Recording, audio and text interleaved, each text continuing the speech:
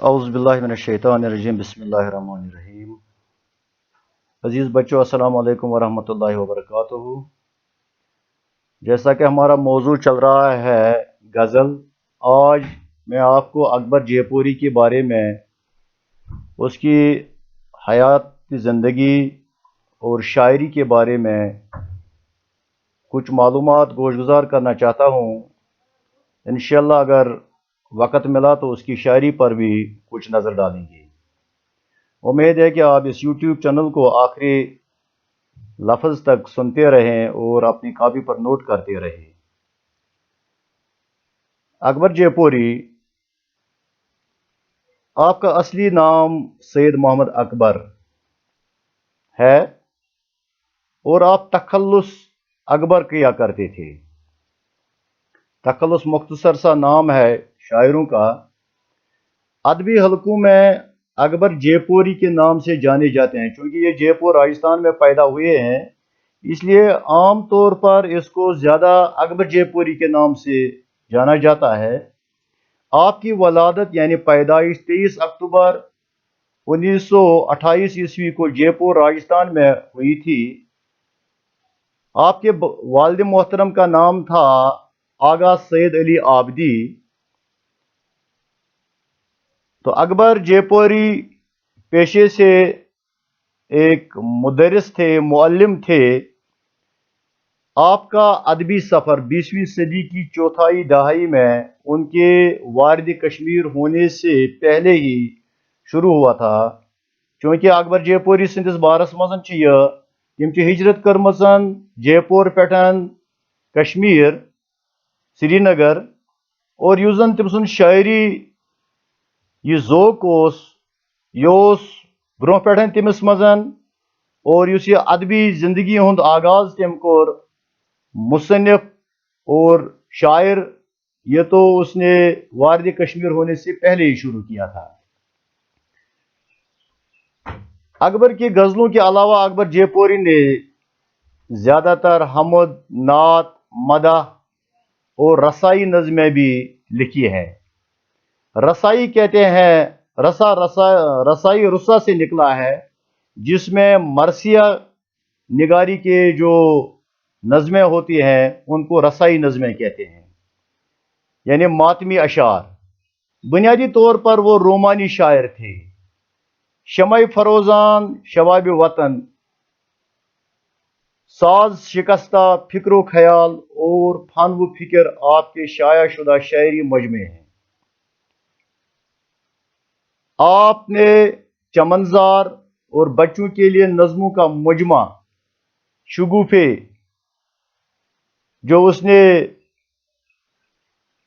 मुरतब किए थे, वो उसकी वफात के बाद शाया हुए। आप 4 मार्च 1998 ईस्वी को श्रीनगर के हसन आबाद रहनावारी इलाके में वासिल बेहक हुए, यानी इंतकाल कर गए। क्योंकि अकबर जयपुरी की ज़्यादातर मशहूर है उसकी नातें और हमद और गज़लें भी उसने कही, मरसिया भी उसने कहे। और यहाँ जो दर्ज है उसकी गज़ल, क्योंकि गज़ल का अपना एक अलग अंदाज होता है, इसका हर एक शेर का अलग अलग मौजू होता है। तो यहाँ इसके जो 5 शेर दर्ज हैं, उम्मीद है कि आप इन अशार की तशरीह अच्छी तरह से सुने। गज़ल नंबर 1, किसको मालूम मिले खाक में मंजर कितने, अपने आईने छुपाए हैं सिकंदर कितने, तश्न लब तरसा किए प्यास लिए आंखों में, और महलों में छिलकते रहे सागर कितने, परचमे अमन लिए फिरते हैं शहरों शहरों, आस्तीनों में छुपाए हुए खंजर कितने, किस तरह देता सदा मुझको पता याद न था, यूं तो बस्ती में नजर आए खुले दर कितने, देख कर تشنا لبی میری تعجب نہ کرو، دیکھ کر تشنا لبی میری تعجب نہ کرو، میں نے صحراؤں کو بخشے ہیں سمندر کتنے۔ چونکہ اکبر جے پوری جنہوں نے ہجرت کی ہے جے پور سے، راجستھان جے پور سے کشمیر، تو اس کی یہ غزل جو ہے یہ اس نے کشمیر میں ہی کہی ہے، تو اس نے ان اشعار میں بھی معاشرے کی نابرابری اور معاشرے میں اونچ نیچ کے ان بھیانک حالات کی طرف چند اشعار میں اشارہ کیا ہے۔ پہلا شعر جو ہے، کس کو ملے کس کو معلوم خاک میں، کس کو معلوم ملے خاک میں منظر کتنے، اپنے آئینے چھپائے ہیں سکندر کتنے۔ تو یہ شعر جو ہے یہ سنت تلمی سے ہے، یعنی سنت تلمی اس اشعار کو کہتے ہیں جس میں کسی بڑے واقعے کی طرف اشارہ کیا جاتا ہے، چاہے وہ اخلاقی ہو مذہبی ہو۔ تو یہاں جو سکندر نام آیا ہے یہ اس سکندر کی طرف اشارہ ہے جو یونان کا بادشاہ تھا، سکندر اعظم کے نام سے مشہور تھا، تو اس کی طرف اشارہ ہے۔ جیسے کہ آتش نے بھی وہ کہا تھا، نہ گورے سکندر نہ ہے قبر دارا، ملے خاک میں